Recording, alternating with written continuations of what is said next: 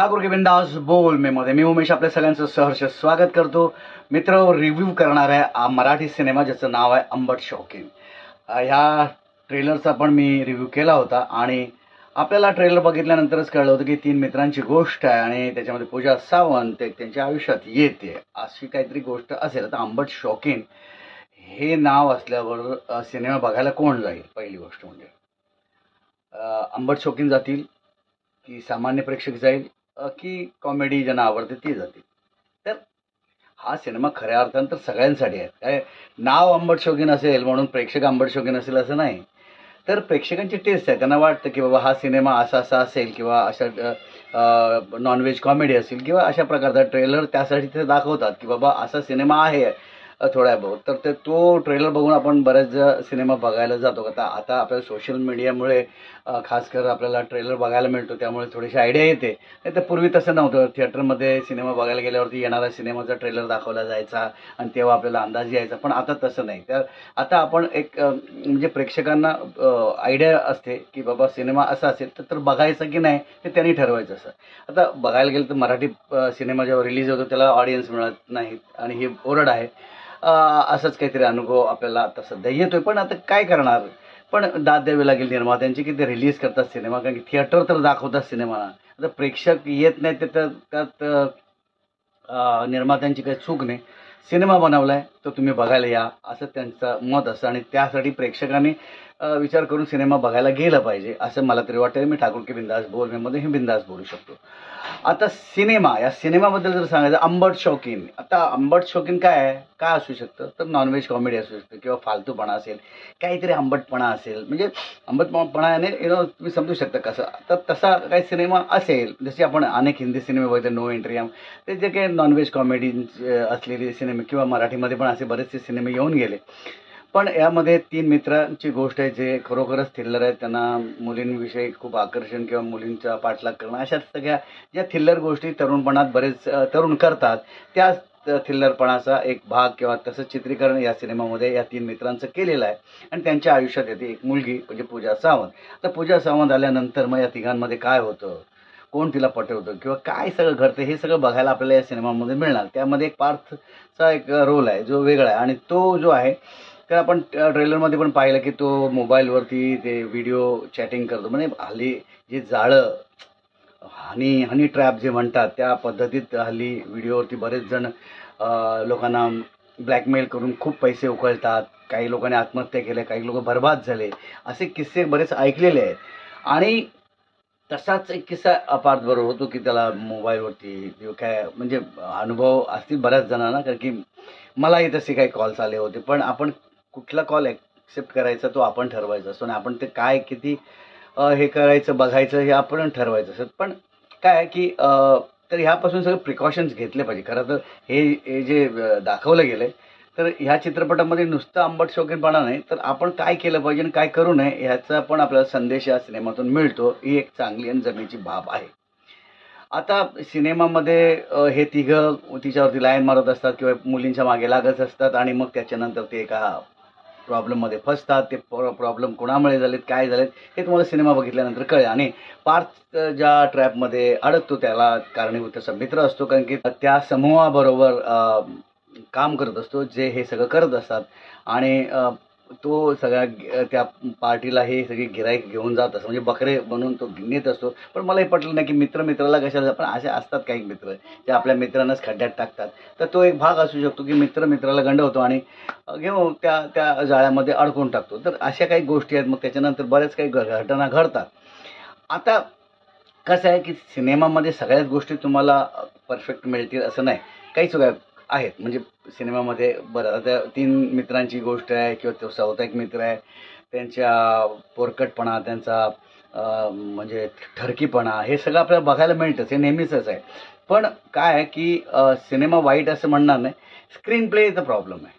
काय सिनेमाची गोष्ट असली तर ती ताणणं किंवा त्याच्यावरती स्क्रीन प्ले चांगला डेव्हलप करणं याच्यावरती आपल्याकडे लोक वेळ घेत नाहीत. त्याच्यावरती डिस्कशन्स फार कमी होतं. या स्क्रीन प्लेमध्ये हा सिनेमा गंडलेला आहे असं मला तरी वाटतं आणि हे मी बिंदास बोलतो, ठाकूर के बिंदास बोलण्यावर. बाकी बघायला गेलं तर स्क्रीन प्ले लेंदी म्हणजे आहे 2.25 तासाचा सिनेमा, पण तो खूप असा लेंदी रेंगाळत रेंगाळत जातो असं वाटतं. ती मजा जी आहे ती आली नाही त्याच्यातून तसं. म्हणजे आंबट शॉकिंग आहे, म्हणजे डबल मिनिंग डायलॉग्स असतील, परफॉर्मन्सेस खूप छान असतील, असं सगळं आहे. पण काही गोष्टी म्हणजे नाही जमल्या असं मला वाटतं. कारण काय आहे की ॲक्टर्स लोकांनी प्रयत्न केला आहे काम चांगलं करण्याचा, सगळ्याच ॲक्टर्सनी. पण ते सगळे असे मिळवण्यास ते यशस्वी होत नाहीत किंवा अ, त्याचं संगीत पण एवढं काही छान आहे असं नाही. सिनेमॅटोग्राफी ठीकठाक आहे. बाकी सिनेमा बघायला जा, एकदा बघायला काही हरकत नाही. सॉरी. काय आहे, की लोक नाव बघून, टायटल बघून, ट्रेलर बघून जेव्हा सिनेमा बघायला जातात, तेव्हा त्यांना बऱ्याच काही गोष्टी अपेक्षित असतात किंवा अनपेक्षित गोष्ट त्यांना बघायला मिळाली पाहिजे किंवा सिनेमामध्ये काहीतरी ट्विस्ट असतील, टर्न्स असतील. तर असं काही या सिनेमामध्ये खूप सरळ सोट सिनेमा जातो. स्क्रीन प्ले म्हणजे त्याच्यामध्ये काही फार असं तुम्हाला असं उत्कंठ वाटेल असं काही नाही. पण एक हलकी-फुलकी कॉमेडी आहे.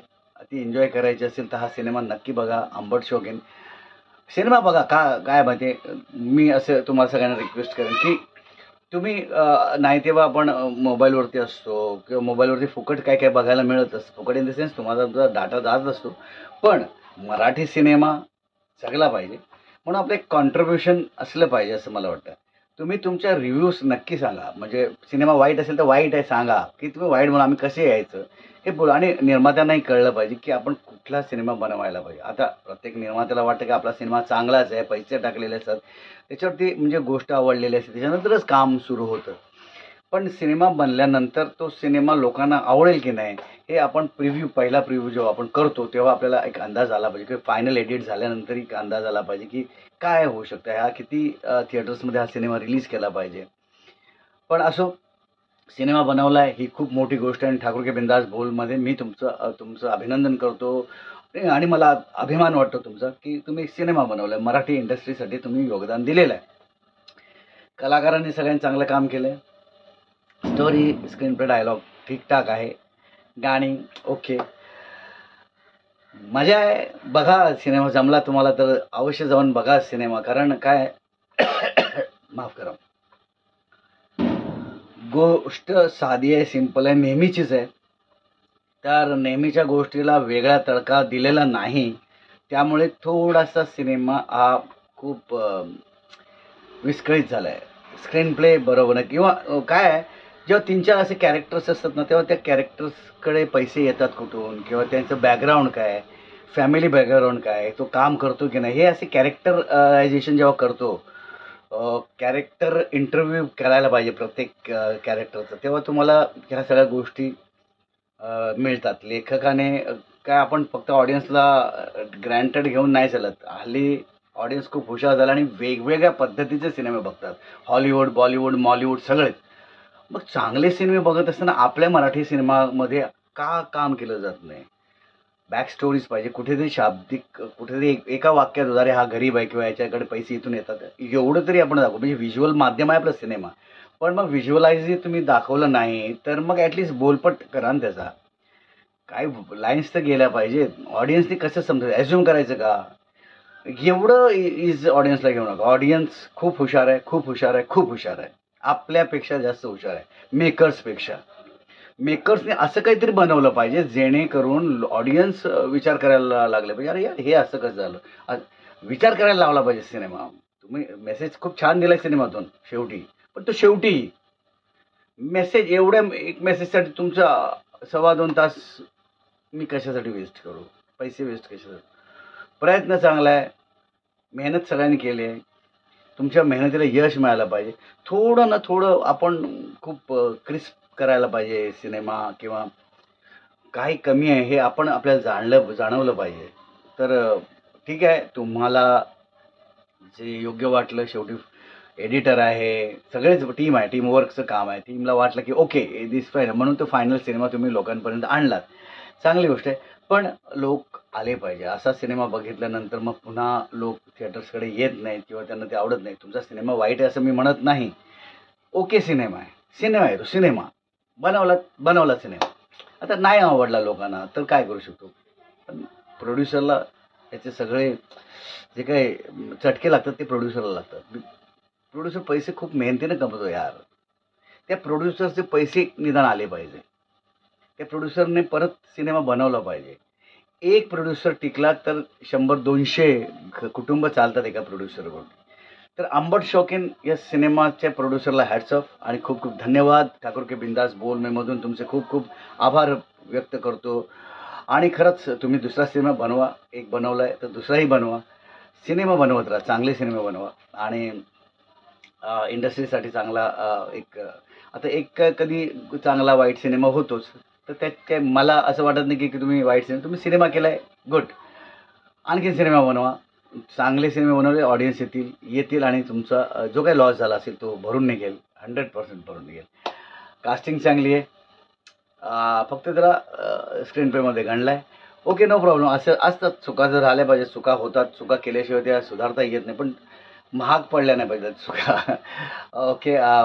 मला सिनेमा ठीकठाक वाटला. ऑडियन्सने बघितल्यानंतर त्यांचे काय कमेंट्स असतील किंवा या माझ्या व्हिडिओच्या खाली जरी तुम्ही कमेंट्स दिलात की तुम्ही सिनेमा बघितल्यानंतर तुम्हाला काय वाटतं, त्या कमेंट्स तुम्ही दिलात तर बरं. म्हणजे प्रोड्युसरपर्यंत त्या कमेंट्स पोचतील आणि आपल्या काय चुका आहेत त्या आपण सुधारू शकतो. बरं, माझा व्हिडिओ तुम्हाला जर आवडला असेल तर लाईक, शेअर, सबस्क्राईब करा आणि माझ्या रिव्ह्यूमध्ये जर काही कमतरता वाटली तर तीही कमेंट्स करा. वाईट, चांगला, बकवास जे काय असेल ते बिंदास बोला. बिंदास. मी कसं बिंदास बोलतो तसं तुमच्या कमेंट्स पण बिंदास असले पाहिजे आणि त्या कमेंट्स सगळ्या स्वागतार्ह आहेत. तुम्ही माझा हा व्हिडिओ बघितलात, हा रिव्ह्यू बघितला त्याबद्दल खूप खूप धन्यवाद. सिनेमा अवश्य बघा. आंबट शौकीन. तुम्ही आंबट शौकीन असलात किंवा नसलात तरी बघा हो, काय जातंय.